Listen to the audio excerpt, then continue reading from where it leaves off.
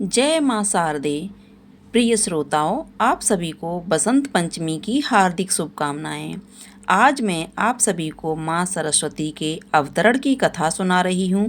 आप सभी जानते हैं कि आज बसंत पंचमी का त्यौहार है और यह त्यौहार विद्या की देवी मां सरस्वती को समर्पित होता है। इसलिए सभी छात्र आज के दिन मां सरस्वती की विशेष आराधना करते हैं। आज के दिन ही मां सरस्वती का अवतरण हुआ था। सृष्टि के निर्माण के समय भगवान श्री विष्णु के निर्देशानुसार श्री ब्रह्मा जी ने पृथ्वी लोक में मनुष्य योनि की रचना की। उसके पश्चात ब्रह्मा जी एक बार पृथ्वी लोक का चक्कर लगाने के लिए निकले।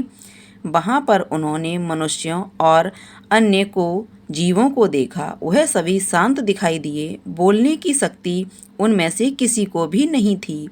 इसलिए उनके जीवन में किसी भी प्रकार की कोई हलचल दिखाई नहीं दे रही थी।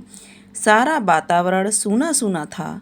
ब्रह्मा जी को लगा मानो उनकी रचनाओं में कोई कमी रह गई है।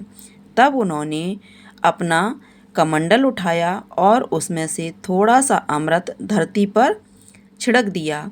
फिर वहाँ पर एक अलौकिक दिव्य प्रकाश उत्पन्न हुआ और इस प्रकाश के मध्य से एक चतुर्भुज देवी प्रकट हुई, जिनमें एक हाथ में माला थी, दूसरे हाथ में मुद्रा, तीसरे हाथ में पुस्तक और चौथे हाथ में माला थी। देवी ने अपने जन्मदाता श्री ब्रह्मा जी को प्रणाम किया। वह ब्रह्मा जी की मानसी पुत्री देवी सरस्वती। ब्रह्मा जी ने देवी सरस्वती से कहा, इस धरती पर रहने वाले लोग केवल इधर उधर चल फिर रहे हैं।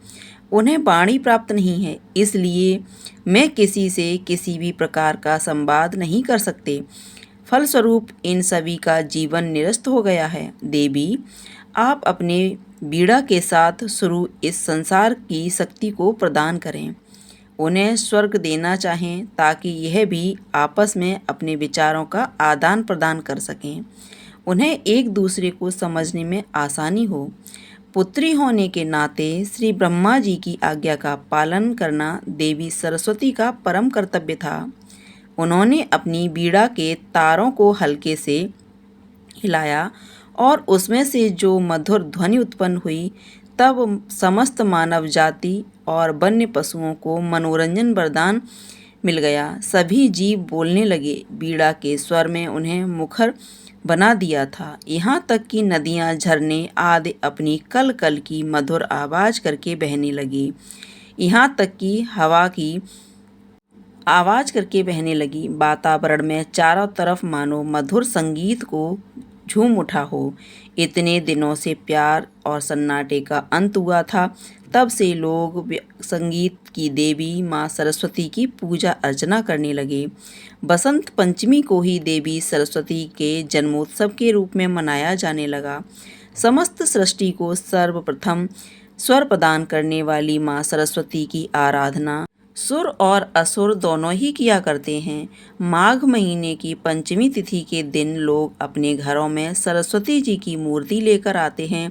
एक चौकी पर पीला साफ वस्त्र बिछाकर उस पर देवी सरस्वती की मूर्ति को स्थापित करते हैं। इसके बाद देवी का आवाहन करके उन्हें दूध और गंगा जल से स्नान कराते हैं। इसके बाद उन्हें श्रृंगार की वस्तु अर्पित करते हैं। माँ के चरणों में गुलाल लगाकर उन्हें सफ़ेद पीला वस्त्र ओढ़ाते हैं। देवी को प्रसाद और पीले पुष्प अर्पित करके आरती करते हैं। कुछ लोग आज के दिन पीले चावल का भोग भी लगाते हैं। शाम को माँ को खीर का भोग लगाया जाता है।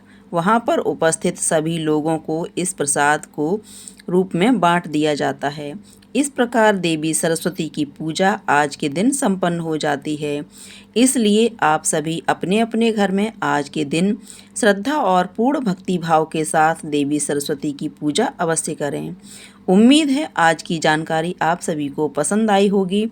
वीडियो अच्छी लगी हो तो वीडियो को लाइक करके कमेंट बॉक्स में जय माँ सरस्वती लिखना मत भूलिएगा।